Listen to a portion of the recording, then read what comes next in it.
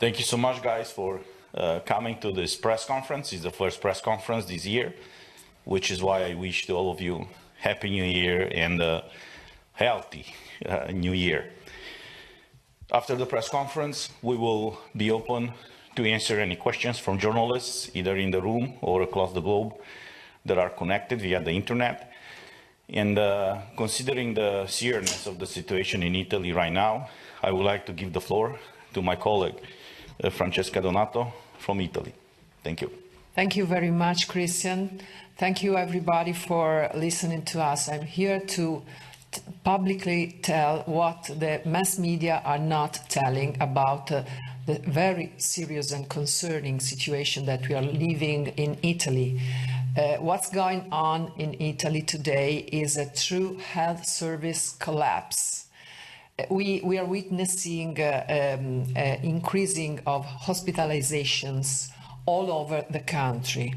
There are rows of ambulances out of the emergency rooms and people left alone in their houses with no public health assistance that arrive to hospitals when they are too serious to be saved.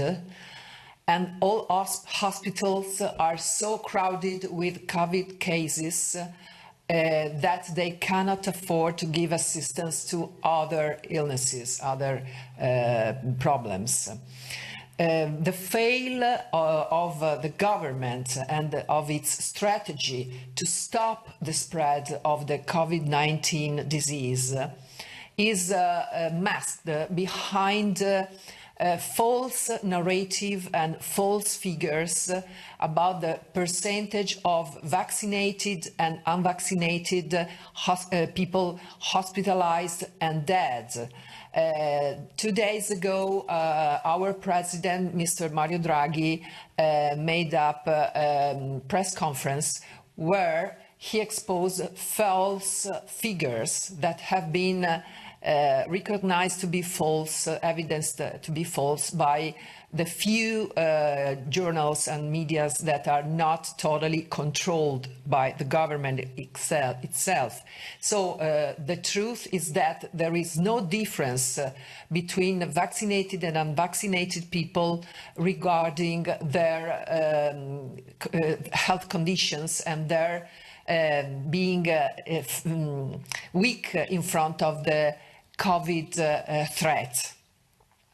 And besides that, the government is leading on a dreadful and awful hate campaign against unvaccinated people, which is fueling a sort of a social division, a deep social division that could even lead us to a true civil war, whose spillover effect could spread also to other member states.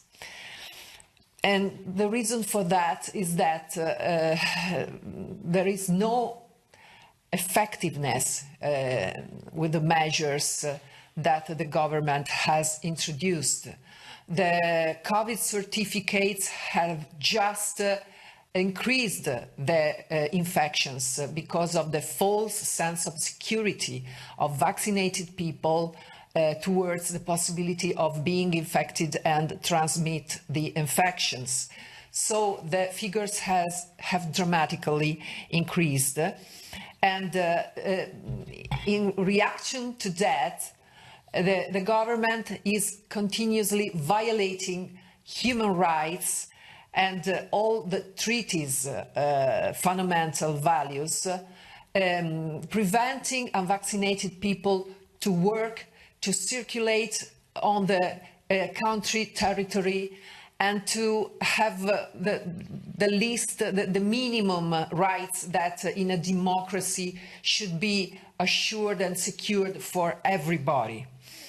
People in this situation are already managing to run away from Italy. A minority of citizens, the unvaccinated, which are a small minority now because almost the 90% of Italian people are fully vaccinated, this minority is segregated and persecuted by the government for just political reasons. And I wonder how the EU institution can go on being indifferent to all of that, while one of the most important democracies and countries of the European Union is living this dreadful situation. I think that no European government can be exempted from the boundary respect of the rule of law, and that the EU Commission and the Council should intervene immediately to call for the respect of the rule of law, even towards the President of Italy, Mr. Mario Draghi, because the feeling among population today is that our president is untouchable and that he has the license to do whatever he likes to obtain the goal of, disposing all the stocks of vaccines already bought in a huge amount, even if they are not effective to the purpose. So my questions today are the questions that people are asking. Why are so many people being hospitalized and die in spite of the 90% of Italians being fully vaccinated? Why the Italian Health Institute has not been publishing monthly reports since September 2021? Why people injured by the vaccines don't receive any assistance from the public health service, and why no compensation is recognized to people who lost their relatives because of vaccines. This is the copy of the answer by the Ministry of Health to a man, a Sicilian citizen who just presented a compensation claim that has been rejected, saying that the action is inadmissible for the reason that vaccines are not mandatory. But the fact is that vaccines are mandatory because of express mandates and because of the vaccine passports that have been introduced lately and that forbid people to work, to have a salary if don't obey to this order. So why transparency is not guaranteed to all of us, to all people? And why, most of all, and I conclude, there is no inquiry, no investigation about the ingredients of these drugs. Because we witness on the social media the circulation of strange theories saying that ingredients of these vaccines are also something that shouldn't be there. The Japan government found contamination inside the Moderna batches, and there is no inquiry in the European Union about the possible contaminations of some batches. So we ask also for transparency about this issue, because public health is really important and must be defended by EU institutions by all means. Please listen to my call and help Italian people to have proportionate and respectful measures in Italy too. Thank you very much. Thank you so much, Francesca. Ivan?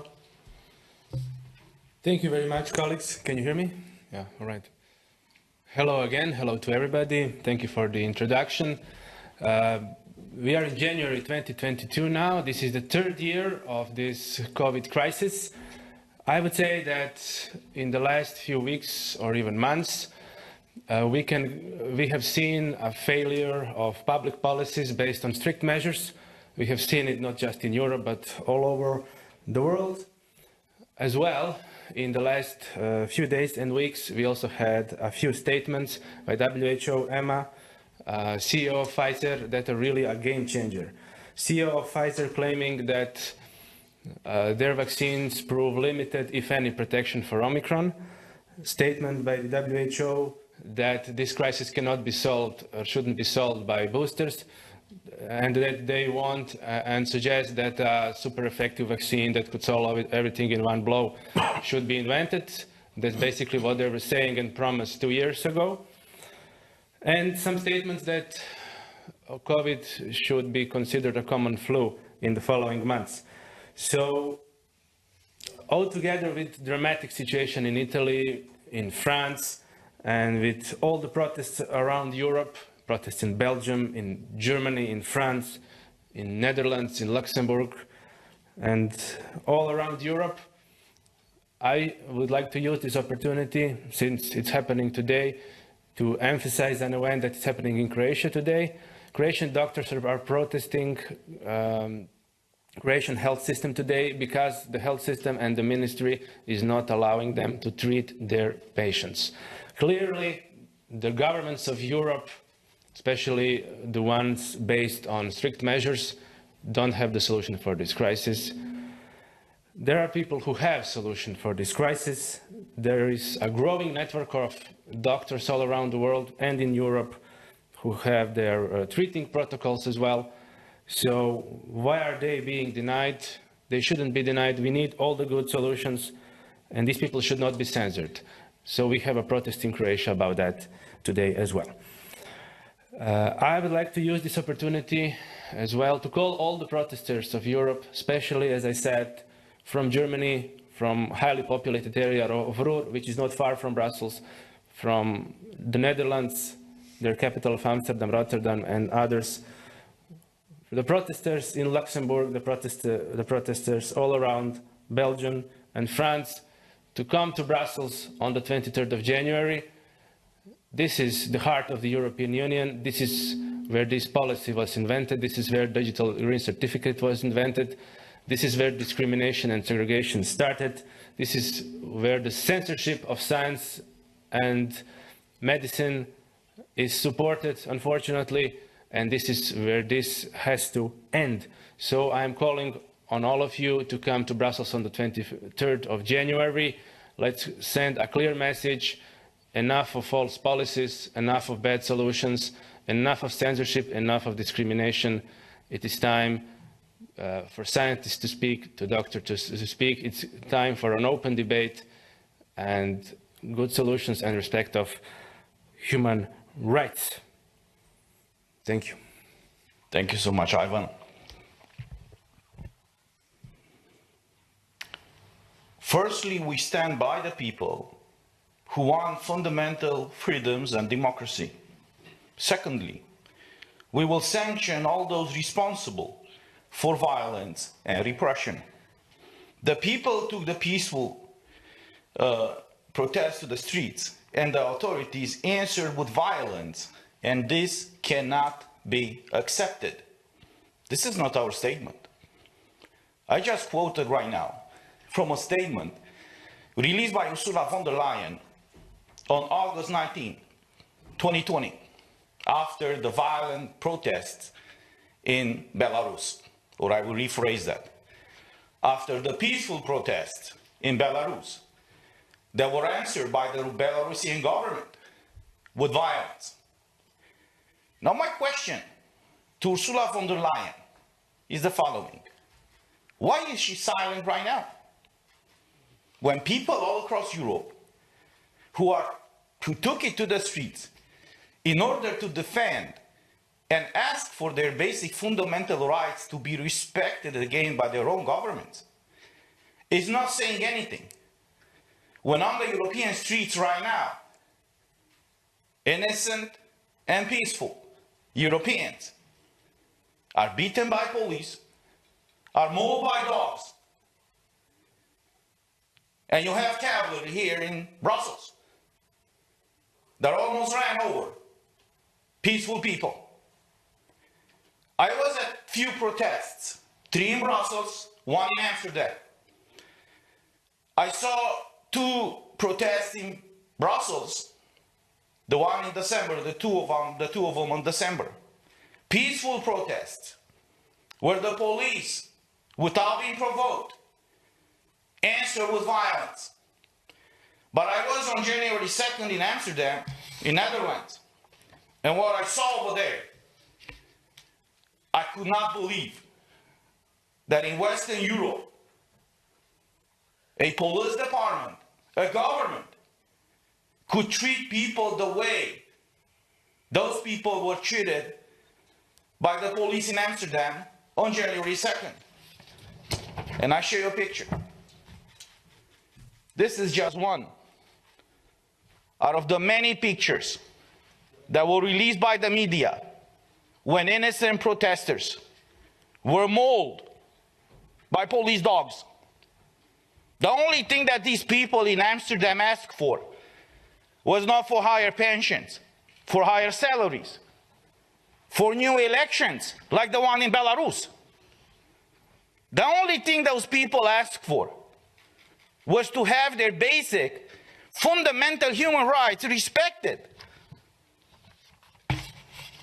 by their own government, which did not happen. Another thing that shocked me after this inhumane and brutal response of the police in Amsterdam were the veterans of the Dutch army. They came and they created a line of defense between these brutal police forces and the innocent bystanders. And if you look on the images, you will see that the one who got beaten first were the veterans. These people, look, I'm not Dutch. I'm not a citizen of that country. But I have to use this opportunity to thank them for their service. This should be an answer that their own government should give them. These people risk their lives for the life and for the prosperity of their citizens.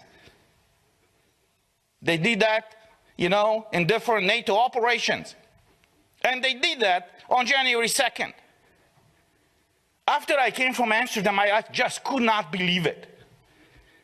I've seen what happened in 1989, in December in Romania, when we took it to the streets to fight against communism.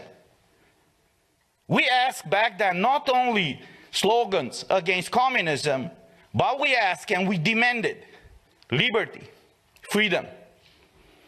Now, until 1989, 1990, always the West looked at the East, saying, well, after the Iron Curtain is this evil empire, as Ronald Reagan used to call USSR. After the collapse of the Soviet Union, we all believed that these values, these humane values, I would say, that made such a great difference between the Western world and the world that was after the Iron Curtain, will prevail. And look where we are right now. From an Iron Curtain handled by the USSR, we live right now in a world that you could easily call it Iron Fist. This is what EU became. People cannot protest anymore. If they peacefully protest, they will be attacked and brutally beaten by the police. Their basic fundamental rights were stripped away from them by their own governments. And the question that we should all ask is, where are we? What is the direction that we will allow this EU to take? Clearly, what we see right now is under the leadership of Ursula von der Leyen, EU is transitioning from democracy to tyranny. I said it before that the difference between democracy and tyranny is simple. When you know everything about your government, that is democracy. When the government knows everything about you, that is tyranny. Because transparency is one of the key elements that makes the difference between democracy and tyranny. But the second thing that makes the difference between democracy and tyranny is the respect for fundamental rights. See, those countries, after the Iron Curtain, that were influenced by the Marxist philosophy, they all said that people, the citizens, do not have basic fundamental rights. All these rights are actually privileges, granted, given by the government. We in the West, we developed this great society where we believed, and we put it in constitutions, in treaties, in conventions, that every person has a unique dignity that must be respected and protected by the government. Liberty, freedom, dignity is not a right, or are not rights granted by the government, but these are natural rights that the governments must protect. And look where we are right now. Macron just said a few days ago that if you're not vaccinated or if you don't have a green certificate, you're not a citizen anymore. You know what that means? That you don't have rights. Francesca just said what is happening in Italy. Imagine those Italian citizens on the islands. If they are not vaccinated or don't have a green certificate, they cannot use mass transportation. These people pretty much are imprisoned on those islands. Do we live in a Europe as an area of freedom, as the treaty says? Or do we accept this EU under the leadership of Ursula von der Leyen to become a prison camp? So this is the reason why we have to congratulate and thank all these people from all these countries in Europe that took it to the streets. It is sad that we have to go on the street and demand the respect for basic fundamental rights, but we don't have any other choice right now. So on January 23rd, there will be a huge protest in Brussels, and I hope that more of the European citizens will be here to demand exactly what we all ask for: freedom, democracy, and liberty. On January 22nd, there will be a protest in Stockholm. I was invited over there, and I will participate to that protest as well. The solution to what is happening right now in Europe, it's simple. It's a civic solution and a political solution.